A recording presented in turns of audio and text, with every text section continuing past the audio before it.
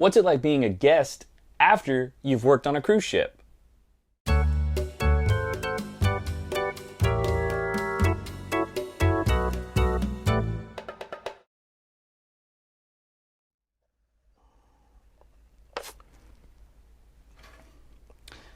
a week ago, I took my very first cruise as a passenger on a cruise ship. And I feel like it's a good perspective to talk about it, coming from someone who used to actually work as a crew member on cruise ships and then actually experience the other side where I'm being taken care of by crew members on a cruise ship.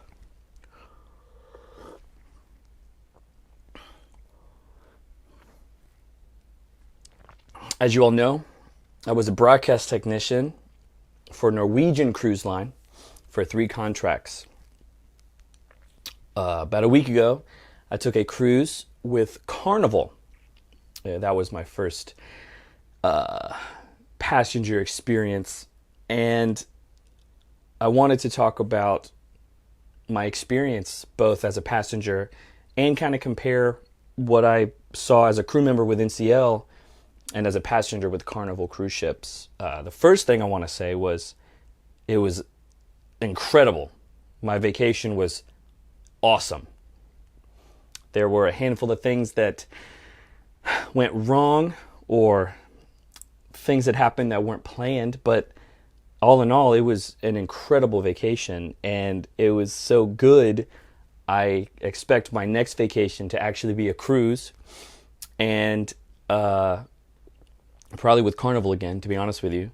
And while I was on board, it made me really miss working on cruise ships, which is funny because I only really had those nostalgic feelings for the first couple months after I quit working on ships. So I kind of got all the all the feels back while I was vacationing on the Carnival ship that we were on. I did a 6-day cruise from Charleston, South Carolina, to the Bahamas on the Carnival Sunshine. That was the ship we took. And we actually were supposed to go to Bermuda, but there were a couple hurricanes that have been going on in the Atlantic. So we left Sunday. So the Friday before, so 2 days before embarkation, we got an email from Carnival saying that our itinerary was going to be changed from overnights in Bermuda to we're going to go to Princess Key in the Bahamas and then Nassau for an overnight in the Bahamas as well. It was fine. It was funny because the Carnival Sunshine, which is the current ship out of the Charleston port, I think up until a couple months ago, it was the Ecstasy. But they were doing Charleston to the Bahamas every week for months and months and months. And when I was planning this trip out about 4 months ago, I specifically decided to wait until September because that's when they were going to go to Bermuda a couple times. And Bermuda, compared to the Bahamas, which I've been to both places while working with NCL, I wanted to go to Bermuda more so than the Bahamas. And so it was funny when we ended up getting rerouted to the Bahamas anyway, because then I was like, well, if we were going to go to the Bahamas, I could have taken this cruise 4 months ago, and I wouldn't have had to wait for 4 months with the anticipation of going. But regardless of the itinerary change and the weather, it was great. And honestly, going to the Bahamas from Charleston, we got no rain. The seas were calm, and the sun was bright, and there was no clouds in the sky. It was perfect. The ships I worked on for NCL, I guess were kind of the small to medium size. I never worked on the really big ships, and I never worked on a super teeny tiny ship. So they were kind of the medium size. And when I was doing my research for the Carnival Sunshine, the ship that we were going to go on out of Charleston, I figured that was roughly about the same size. And for the most part, it was about the same size as the ships I had worked on before. Maybe it was a little bit bigger. The Sunshine might have been a little bit bigger than the Star or the Dawn or the Pearl, maybe just a little bit. But for the most part, it was about the same size. I definitely felt that right from the start that NCL and Carnival are trying to have a different vibe. I assume that from working from NCL anyway, and just hearing stories about Carnival and Royal Caribbean and Disney anyway. But being on a Carnival ship, I felt it was definitely geared toward a more youthful, drinking more kind of, I don't want to say party atmosphere, but kinda. Whereas on the NCL ships, at least the ones I worked on, I never felt they were targeting like the young people in their 20s. I felt like they were targeting maybe people who were already maybe newlyweds, or people who were already kind of set in their lifestyle, maybe young professional, I guess maybe that's the right word to use. But regardless, I'm not a partier. Like, I'm not, I like to drink, but I don't, I'm not taking beer bong and shots and all that kind of stuff like I'm in college. But the thing about the ship though, like, even though, like, I guess maybe on the whole, it kind of felt like it was trying to get people more geared toward the party atmosphere a little bit. It wasn't like you were pressured to do it. There was still plenty of other things to do, non-alcohol related. The Sunshine was awesome, man. They had the pool deck was great. They had a place called Serenity, which was like an adults only pool area with a waterfall that goes in the pool, kind of like where the spa area was. So like no kids were allowed up there. There weren't that many kids on this particular cruise anyway. But that was like an adults only area. They had the main pool area, and they had like a big screen, a big outdoor screen. They would play movies every night. They had a water slide and a water park. They had 3 water slides. Big water park area. Putt, like a basketball court up there. The Norwegian Pearl, I think all the ships I worked on had like a basketball court, but the Pearl had a full-size tennis court, which I thought was kind of cool, for their sports court. But this ship was definitely great when it came to those kinds of activities. And the food was great. The buffet on the Sunshine was actually pretty small. I was actually surprised how small the buffet area was. There was a lot of seating, but there didn't seem to be a lot of food area. Like in the main buffet, it just seemed like they only had like 2 kind of bars with hot food, and then they had 2 salad bars, and then a dessert station. And I was like, this is pretty small. Like, there's several thousand people on the ship. That's kind of I didn't expect it to be as small as, because the ones on Norwegian tended to be a little bigger than that. But this particular Carnival ship had so many other places to eat. It was insane. They had 2 restaurants on the pool deck. They had 2 main dining rooms that were 2 stories each. They had tons of specialty dining restaurants. They had a sushi place. I did the steakhouse the first night.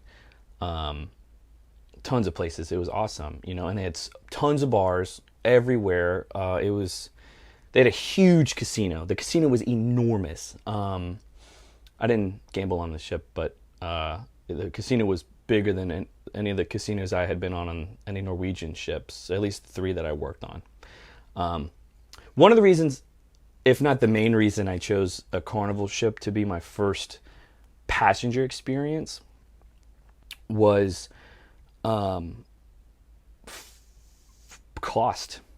Honestly, Carnival is such a huge company with so many ships that their cost was affordable.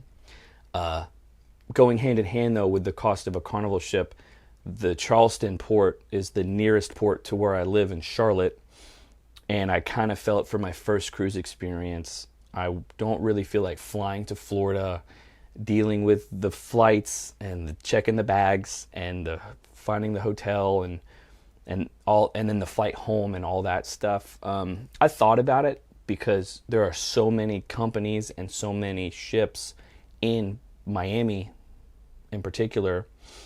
that if I had decided to fly to Florida, maybe I wouldn't have done Carnival. I might have done I might have done Norwegian. I might have done a Royal Caribbean ship, one of the huge, giant Royal Caribbean ships. You know what I mean? Because those, I'm sure that those big ships probably have similar costs or whatever.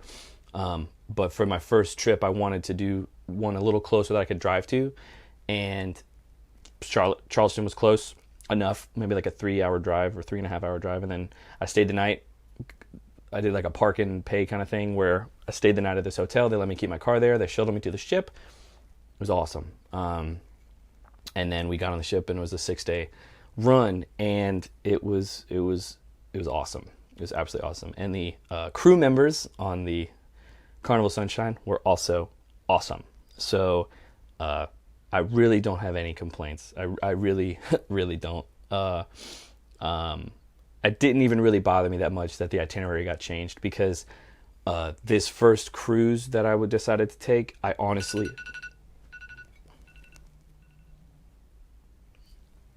honestly did it in order to, I decided on a ship and not an itinerary. I think there's two ways when you look at traveling, especially cruising. You have a destination or you have the ship. And I chose the ship. It was also the only ship out of Charleston, but I researched that ship and I was like, oh, this would be the Sunshine looks great. It has a lot of fun stuff. I think it's going to be good. And I did choose Bermuda instead of Bahamas because I would have rather gone to Bermuda, but I never intended on getting off the ship that much anyway. So even after we changed the itinerary, I still spent most of my time on the ship. There were several passengers that, what I think happened is many of those passengers had probably been on that ship before, because it's the only one out of Charleston for a while. And I think that most of those passengers had already been to the Bahamas. So I think most people on that ship, at least the ones who were most upset about the itinerary change, had been on the Sunshine before and specifically wanted to go to Bermuda. So they were really bummed out that we ended up going back to the Bahamas, because they'd already been there as well. But I thought it was fun.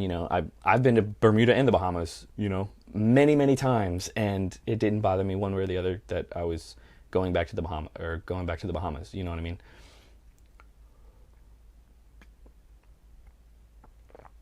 Compared to my job. So I was a broadcast tech and videographer for Norwegian on my ships, and we did a lot of videography, handheld cameras, out in public areas, making videos for passengers. And I didn't see any of the broadcast techs on the ship at all. One thing I did see was that this particular ship had a bunch of cameras built into the ceilings in like the theater, in some of the lounges. And there was, at one part, the cruise director was doing a presentation in the theater, and there was some broadcast tech somewhere, I guess at some computer, switching different cameras around the ship, because the cruise director would be like, he had a screen down and he was like, let's go look at the pool deck. And then the camera came up on the pool deck, and there was somebody maneuvering this camera, zooming in on stuff, but it wasn't handheld. It was built into the ship somewhere. So that was kind of cool. A little bit newer tech, I guess, than on some of the ships I was on. But I rarely saw a lot of the technicians. One of the privileges I had as a crew member on the Norwegian ships I worked on were a lot of the crew members were allowed to eat in the buffet area at certain times. And granted, I ate in the buffet on the cruise ship, or on the Carnival ship, kind of early, maybe before 7, because I wanted to see the shows and stuff. So maybe crew went there at 8 or 8:30. But in the whole cruise, I saw one crew member eating in the buffet. One time. And I was like, and I thought it was weird. So I thought, well, maybe this particular ship, they don't allow the crew members to eat in the public areas. You know what I mean? Or maybe they don't. Maybe it's it's cruise to cruise. You know, maybe there's just too many passengers on this cruise, and they didn't want, or maybe they knew that the passengers were upset that we weren't going to Bermuda, so they decided not to let the crew eat in public areas, so that passengers can't direct their anger at the crew members eating in the buffet. I don't know. I mean, I have no idea, but it was great. You know. Another difference between all the cruise ships I worked on for Norwegian and this particular cruise ship with Carnival, the theater on the Carnival Sunshine was super small. Almost like a big lounge. It kind of had stadium seating on the sides, but it was really not that big. It really, really wasn't that big. The theaters that I worked on the Norwegian ships were huge. Like 1,000 people could fit in there. It was insane. So walking into this small theater area, I'm like, well, And then I noticed, based on the size of the theater, the production shows weren't as big. So this particular ship had a production cast of 8 singer-dancers. And on the ships I worked on for Norwegian, we had like 16 people in the cast. So almost twice. So the theater's twice as big, and the cast was twice as big on my Norwegian ships. So that was, you know, a difference. The shows were okay. I went to all of them. I enjoyed them. You know, they were fun. I felt that, like I said, I've been on 1 Carnival ship as a passenger, and I've been on 3 Norwegian ships as a crew member. So I don't know everything about everything. But on this particular ship, the crew, or the production shows, I kind of felt they were basically like they had a theme. So one night was like Motown, one night was Latin, one night was rock, and the show was kind of, I felt like they took that theme and then they said, all right, what are the 10 most popular songs in the genre? And then they kind of created some show with these really pop songs, which was fine because I knew all the songs, no matter what the genre was of that night, and I knew all the words. But it just seemed like, it didn't feel like a show. It kind of just felt more like a singing, dancing to popular music sometimes. It was still really good, and the singers were really good at singing, and it was really enjoyable. But on the ships I worked on for Norwegian, a lot of these shows were like produced by Norwegian, off-Broadway, like bigger shows. Like one of the shows on my Norwegian ships called Paradis, you can only see on a Norwegian ship. It's owned by Norwegian, you know what I mean? So the experience in the theater in Norwegian felt a little more Broadway-esque.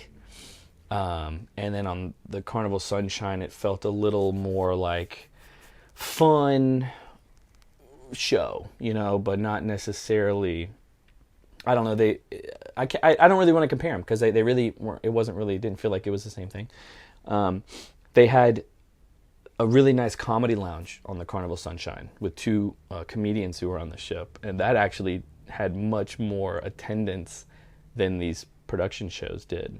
And I remember one night, instead of a production show, they had a comedy showcase, and the theater packed out. It was insane. And in all the other shows of the production cast, there were plenty of seats left unfilled. But then again, like I said, I think that a lot of the passengers had been on that ship before, specifically on that itinerary or on that particular week because they wanted to go to Bermuda. So I think that most of the passengers had already seen all the production shows. And because I did speak with one woman, and she said that she had seen all the shows before, and the reason she keeps going to the comedy club is because, you know, at least the comedians are new and have newer material, and it's different every cruise because they're riffing with the audience and stuff like that, which made a lot of sense.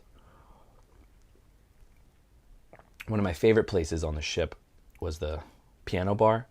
There's a place in Charlotte that I like to go to that's a dueling piano bar where they play music and have fun and play funny songs, and they really entertaining.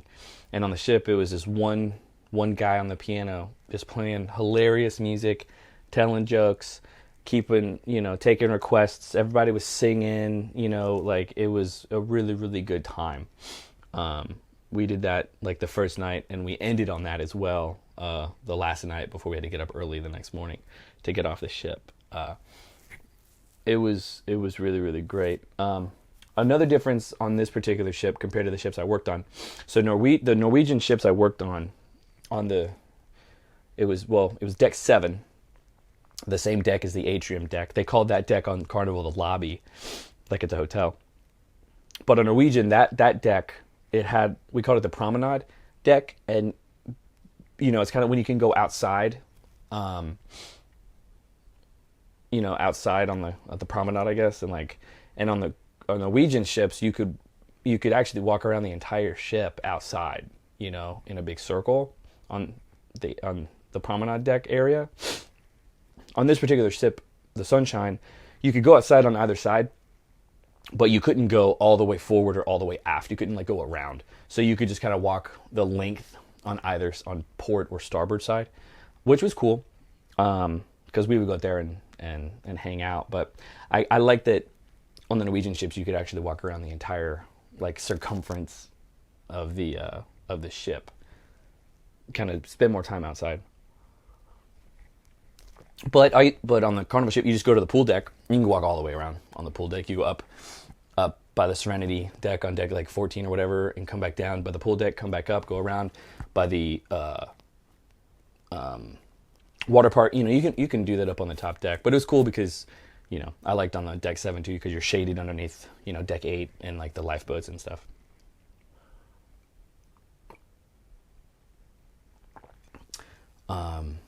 I didn't go up to crew members and tell them, I used to work on Norwegian and blah, blah, blah, blah, blah, blah, blah.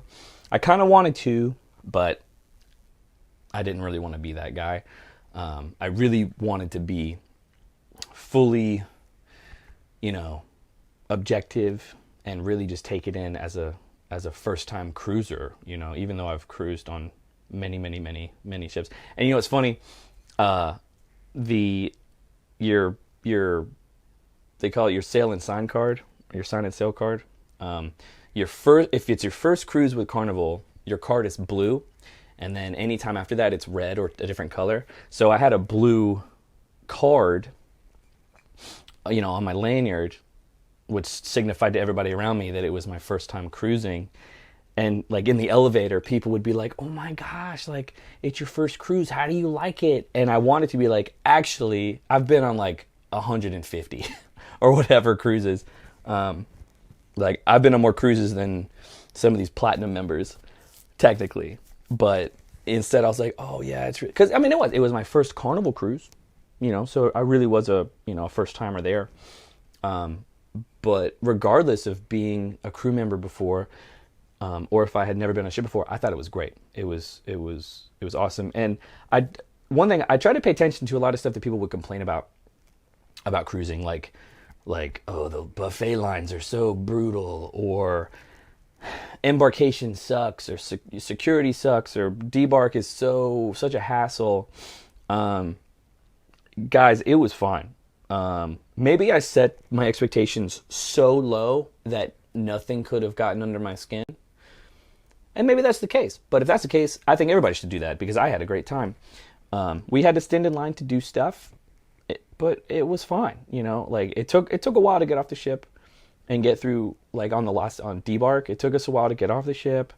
They called our number or whatever, and you got to wait in line, and then you can get off and go through the terminal and all this stuff.